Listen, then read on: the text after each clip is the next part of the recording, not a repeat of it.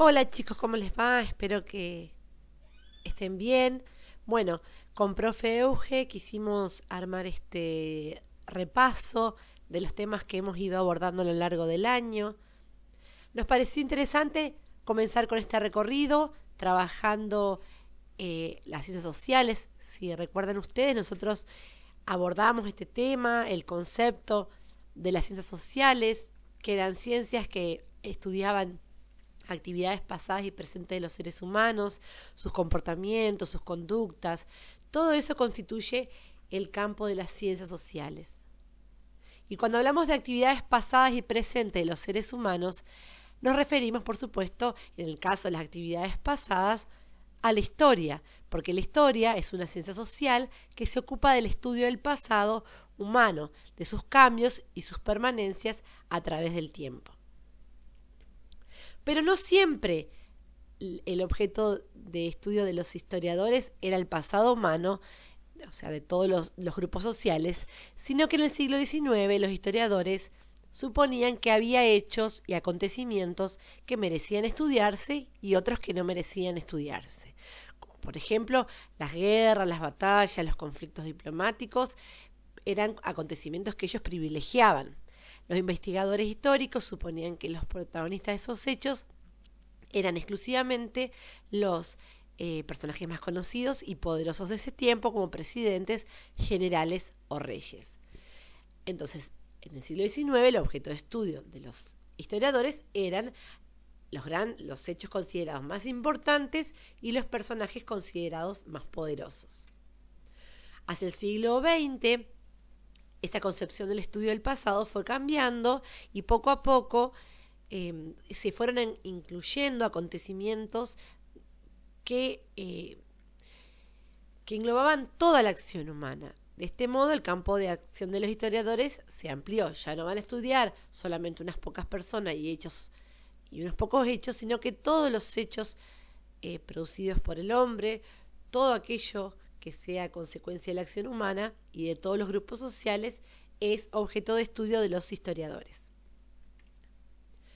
Aquí tenemos al historiador. Ustedes saben que el historiador, para realizar una investigación, no puede hacerlo si no es a través de una serie de pasos de la investigación. Cuando vimos estos pasos, recuerden que una investigación surge con una pregunta, una duda o un problema de un tema determinado, ¿no es cierto? Luego, el historiador va a plantear una hipótesis, que es una afirmación inicial acerca de cuáles pueden haber sido las causas de ese hecho, por ejemplo, de un hecho en particular. Y luego tenemos el siguiente paso, que es el análisis de las fuentes secundarias y de las fuentes primarias para determinar luego las conclusiones. Las conclusiones a las que arriba el investigador se publican a través de un libro, un ensayo o un artículo. Luego se divulgan estas conclusiones entre sus colegas, en este caso los historiadores, a través de conferencias, paneles, congresos y publicaciones. Si estos apoyan las conclusiones, entonces se habrá avanzado en la construcción del conocimiento histórico sobre un tema analizado, ¿está? Entonces tenemos la pregunta, la hipótesis, que es una respuesta temporal a esa pregunta, el análisis de fuentes primarias y secundarias, luego las conclusiones y la divulgación. Cuando hablamos de fuentes históricas, que es el material por el cual, de donde, mejor dicho, obtiene información el historiador, tenemos fuentes históricas primarias y fuentes históricas secundarias. Las fuentes primarias son las producidas en la misma época de los acontecimientos.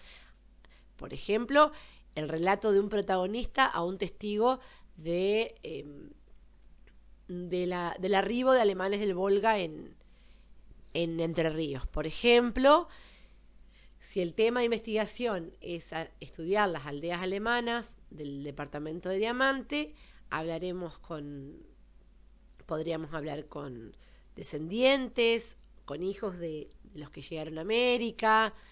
Eso sería una fuente oral. Podríamos encontrar quizás el diario de un viaje, el diario de algún alemán del Volga que haya llegado desde Rusia, desde el río Volga de Rusia. Entonces, quizás encontramos un diario de ese viaje, eso se constituye como fuente escrita. Luego alguna fuente audiovisual, que puede ser una fotografía de las personas llegadas a suelo entrerriano, y quizás también la casa, ¿por qué no? La casa de esa persona que vivió aquí en Entre Ríos y que ha dejado una casa en un estado de conservación que pueda ser estudiada. Estas son las fuentes históricas primarias, ¿está? De primera mano, el investigador va a ir a ellas para reconstruir la historia de aquel tema del que se ocupa, ¿no? Luego, las fuentes históricas secundarias. Si yo, para estudiar, por ejemplo, a las aldeas alemanes del Volga, del departamento Diamante, puedo ir a las fuentes históricas primarias, como les venía dando los ejemplos, o, por ejemplo, recurrir a otros libros que otros historiadores ya hayan escrito sobre el tema. Alguna revista, algún libro, algún blog de internet. Estas son las fuentes secundarias, son otras investigaciones realizadas por otros historiadores sobre el mismo tema que lo que yo quiero investigar. ¿Está? Bien. Para poder reconstruir este hecho histórico que deseo investigar, generalmente los historiadores se realizan una serie de preguntas. ¿Quiénes protagonizan el hecho? ¿Cómo sucedió ese hecho? ¿Por qué? O sea, ¿cuáles fueron las causas? Ustedes ya estuvieron estudiando que no hay una sola causa por la cual se produce un hecho. Siguiendo el ejemplo, los alemanes del Volga no vienen a Argentina por una sola causa. Hay causas, más de una causa por las cuales ellos arriban a una nueva tierra y abandonan el río Volga en Rusia. Entonces, a ese conjunto de causas se conoce como multicausalidad. Otra de las cuestiones importantísimas para un historiador es preguntarse dónde sucedió el hecho y cuándo sucedió el hecho. Si nos preguntamos en dónde, por supuesto, nosotros lo primero que tenemos la imagen que se nos va a aparecer es un mapa, ubicarnos geográficamente en el lugar donde sucedieron los hechos. Ubicarse espacialmente, es decir, dónde, es muy importante, porque además de utilizar un mapa, debemos aprovechar todos los recursos tecnológicos que están a disposición de la reconstrucción histórica y ver, por ejemplo, videos o imágenes de cómo habría sido ese lugar cuando tal año, por ejemplo. En este caso, que vamos a trabajar el próximo trabajo práctico sobre Egipto, no es lo mismo mirar una foto de Egipto actual que quizás una reconstrucción, que hay muchísimas en internet, de cómo podría haber sido Egipto, el Egipto antiguo. Entonces, es muy bueno, es muy provechoso utilizar estos recursos para ver, según una reconstrucción histórica, de cómo hubiese sido aquel lugar en aquel tiempo. Luego tenemos el tiempo, la ubicación temporal. Aquí tenemos, ustedes por supuesto que reconocerán esta línea de tiempo. Esto se llama periodizar la historia. Para estudiar los diferentes procesos históricos, los historiadores establecen estas periodizaciones, que son grandes divisiones y se mide como en edades, cada una de las cuales, cada edad tiene características comunes. La periodización sobre la historia universal, que los europeos establecen a fines del siglo XIX, contemplan las siguientes etapas. La prehistoria, dividida Paleolítico, Neolítico y la edad de los metales, la edad antigua, edad media, moderna y contemporánea. Esta periodización es solo una convención, o sea, un acuerdo, acerca de procesos muy complejos que fue adoptada en un determinado momento del avance científico. En la actualidad se considera que esta periodización es válida para la historia europea, pero que hay otras periodizaciones. Cuando ustedes vayan avanzando, quería decir, cuando ustedes vayan pasando de ciclo lectivo, primero, segundo, tercero, cuarto, quinto y sexto, se van a encontrar con otras periodizaciones, como por ejemplo de la historia americana, de la historia argentina, que son más acordes a nuestra historia que estas edades de la historia. Pero es necesario conocerla. Es necesario conocer cómo se periodiza la historia a nivel universal, a nivel historia universal, porque además nosotros podemos ubicar los hechos que ocurrieron en el mundo y ver qué pasaba en nuestro lugar. Aquí tenemos algo que les va a llamar la atención, quizás, que es el paso de la Edad Media a la moderna. Aparece la palabra descubrimiento de América 1492. Quizás sus papás, sus abuelos, sus profesoras de historia también, estudiaron en la escuela a la llegada de Cristóbal Colón como el descubrimiento, porque se utilizaba la mirada europea para describir este hecho, la perspectiva europea. Para los españoles o los europeos, llegar a una tierra que no conocían podría haber sido algo nuevo, pero para los americanos que vivían aquí, ¿cómo podría haber sido un descubrimiento si ellos ya vivían acá? Es lo mismo que alguien llegue a mi casa y me diga descubrí tu casa, y vos dirás, no puede ser si yo vivo acá, yo la descubrí antes que vos. Entonces, el descubrimiento, la palabra descubrimiento, da esta perspectiva de los europeos, esta mirada europea. Por eso, esta línea del tiempo está hecha desde una visión eurocentrista. ¿Qué significa eso? Con el centro, o sea, Europa como centro y motor de la historia. Es la mirada de Europa. ¿Está? Bien.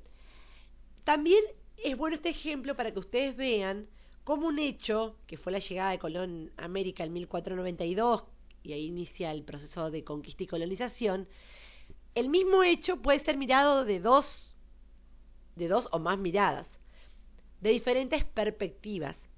Nosotros a esto lo llamamos la multiperspectividad, que también lo vimos en las clases anteriores, con las explicaciones anteriores. Buscamos esta imagen con la profe Euge para que ustedes vean cómo una misma cosa, un mismo hecho puede estar visto de diferentes perspectivas. En el caso del primer hombre está mirando, no le interesa tanto la forma geométrica, sino lo que hay alrededor. El otro hombre está mirando las sombras de esta forma geométrica.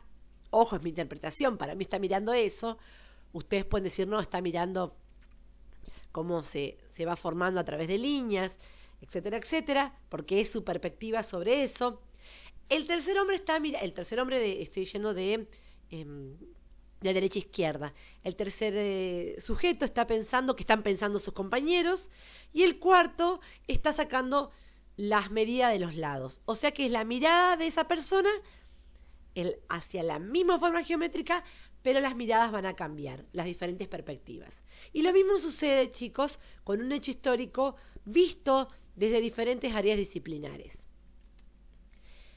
Nosotros podemos estudiar, por ejemplo, la invención de la escritura desde la historia, desde la lengua. Podemos estudiar mitos, leyendas, fábulas, historias. Podemos verla desde diferentes perspectivas, a través de diferentes áreas de conocimiento. ¿Qué significa esto? Que la historia, como ciencia histórica, se apoya en otras áreas de conocimiento para hacer un abordaje integral de un proceso. Es decir, la historia se apoya en la geografía, también la geografía se apoya en la historia. En este caso, historia va a trabajar con lengua y lengua va a trabajar con historia, porque nos parece que el hecho histórico que vamos a analizar en el trabajo práctico que continúa, que es sobre Egipto, nos pareció que era mucho más interesante y lo podían entender mejor si lo explicábamos desde diferentes áreas de conocimiento. Por eso, cuando ustedes reciban la semana que viene la próxima entrega, se van a encontrar con un trabajo práctico que está abordado, que está estudiado, que está mirado desde dos perspectivas, la perspectiva histórica y desde la perspectiva de lengua y literatura.